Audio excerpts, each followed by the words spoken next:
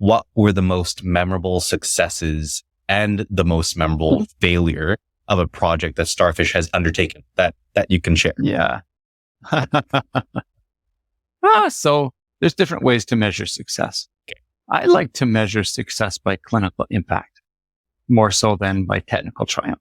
Okay. Although, of course, they're fun if they go together. For example, we worked with a company called Novadac, which is a company doing tissue fluorescence, so measuring blood flow, perfusion in the body.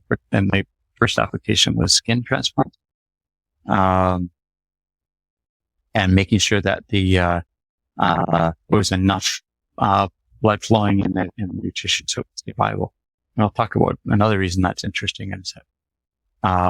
So it was a big scramble to get them on the market fast enough to meet the demands of their distribution partner. And we had to design a lot of things in a big hurry and rapidly transfer to manufacturing. We ended up building the first 500 units in our offices.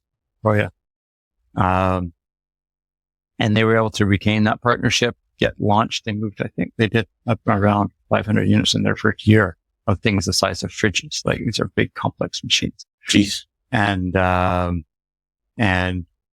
they did all the genius optic stuff themselves. I don't want to take credit for that, but, and it was a very, very smart company. And, they subsequently were able to move into endoscopic type applications. And ultimately they were able to get sold for $1 billion. So it was, which as a startup, that became the most successful medtech startup in Canadian history at that time. And they were sold to Stryker, which still has a major R&D and, I guess it's primarily R&D and, some manufacturing as well in Burnaby to this day.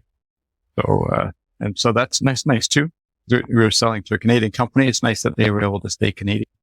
Well, they're part of a multinational, but they still have a major local presence. Mm-hmm. I consider that to be a good solid success, right? Mm-hmm. Get them to market, help them to, get the right thing on the market and retain their partnerships and then ultimately build themselves to a very successful outcome.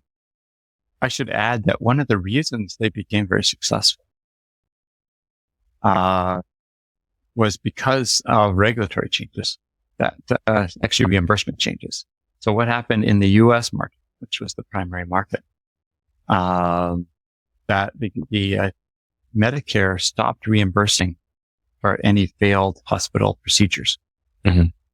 So if you had to do it again, you got no more money. It was out your pocket. And yeah, that's right. So actually it's kind of interesting as an illustration of the importance of the financial model to the success or to the business design for although it's all, patient outcomes and health and so on. Those are all interesting. When you actually look at how people behave, they care a lot more if there's money at stake. Mm-hmm. And, if they had to redo a skin flap, they would say, too bad, we have to do a skin flap again. Oh, well, we'll get paid again. But when they stopped getting paid again, they started caring a lot more about making sure it went well the first time, which created the demand for a machine that could help them know that would happen. Mm-hmm. So, we could not have been successful prior to that change in the reimbursement environment.